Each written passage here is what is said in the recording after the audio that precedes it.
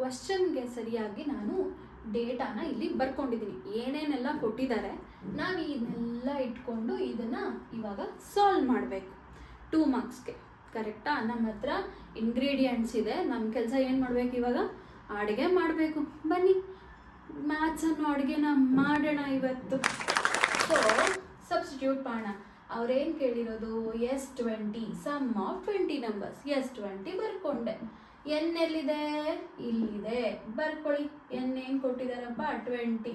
ಅರ್ಧ ಕೆಲಸ ಮುಗೀತು, ಅವರೇ ಕೊಟ್ಟಿರ್ತಾರೆ, ನಾವು ಬರೀ ಸಬ್ಸ್ಟಿಟ್ಯೂಟ್ ಮಾಡ್ಕೊಂಡು ಹೋಗೋದು ಅಷ್ಟೇ. 2a 2 ಹೆಂಗಿದ್ದು ಹಂಗೆ ಬರ್ಕೊಂಡಿದ್ದೀನಿ. ಎ ಏನಪ್ಪ ನಮ್ಮದು ಕೊಟ್ಟಿರೋದು ಕ್ವಶನಲ್ಲಿ? 10 ಹಾಕೊಂಡಿದ್ದೀನಿ. ಪ್ಲಸ್ ಅನ್ನೋದಿದೆ, ಇದು ತುಂಬ ಇಂಪಾರ್ಟೆಂಟು, ಇದನ್ನೆಲ್ಲ ಮಿಸ್ ಮಾಡಿಬಿಟ್ರೆ ಗೋತಾ. ನೆಕ್ಸ್ಟ್ ಎನ್, ಮತ್ತೆ ಎನ್ ಹಾಕೊಳ್ಳಿ. ಏನಿದೆ ಎನ್ನಲ್ಲಿ? 20 ಮೈನಸ್ 1 ಹೆಂಗಿದೆಯೋ ಹಂಗೆ. ಟಿ ಇಲ್ಲಿದೆ, ಟಿ ಬರ್ಕೊಳ್ಳಿ, 5 ಅಂತ ಬರ್ಕೊಳ್ಳಿ. ಸೊ ನಮಗೆ ಡಿವಿಷನ್ ಗೊತ್ತು, ಏನದು? So 2 1s 2 10s.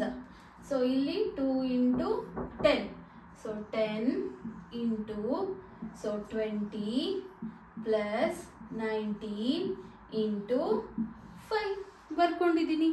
ನೆಕ್ಸ್ಟು ಏನು ಬರ್ಕೋತೀನಿ? 10 20 ಪ್ಲಸ್ 19 5s 95. 19 ಟೇಬಲ್ಸ್ ಬರುತ್ತಲ್ವಾ 10th ಸ್ಟ್ಯಾಂಡರ್ಡ್ ಅವ್ರಿಗೆ. ನೆಕ್ಸ್ಟು 10 ಇಂಟು ಎಷ್ಟು ಬರುತ್ತಿದ್ದು? 115. So 10 into 115 ಎಷ್ಟರಪ್ಪ?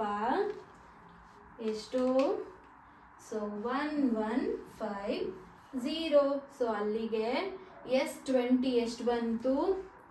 S20 is equal to 1150. This is our answer. ಜಾಗ ಇಲ್ಲ ಅಂತ ಹೇಳ್ಬಿಟ್ಟು ನಾನು S20 is equal to 1150 ಅಂತ ಬರ್ದ್ಬಿಟ್ಟಿದ್ದೀನಿ. ನೀವು ಎಕ್ಸಾಮ್ ಶೀಟ್ ಅಲ್ಲಿ ಅಥವಾ ನಿಮ್ಮ ನೋಟ್ಬುಕ್ ಅಲ್ಲಿ ಹಿಂಗೆ ಬರ್ಕೊಂಡ್ಬಿಡ್ಬೇಡಿ, ನೀಟಾಗಿ ಕೆಳಗಡೆ ಬರೀರಿ. ಹೇಗೆ ಆನ್ಸರ್ನ ಬರಿಬೇಕು ಅಂತಾನು ನಾನು ತೋರಿಸ್ಕೊಡ್ತೀನಿ, ಓಕೆನಾ? ನೀಟಾಗಿ ಬರೆದು ಇಲ್ಲಿ ಫೈನಲ್ ಆನ್ಸರ್ಗೆ ಬಾಕ್ಸ್ ಹಾಕಿದ್ರೆ ಮಾಸ್ಟರ್ಗಳು ಮೇಡಮ್ಗಳು ಫುಲ್ ಖುಷಿ ಆಗ್ಬಿಟ್ಟು ಕರೆಕ್ಟ್ ಆನ್ಸರ್ಗೆ 2 ಮಾರ್ಕ್ಸ್ನ ತಗೊಳ್ರಪ್ಪ ಅಂತ ಖುಷಿಯಾಗಿ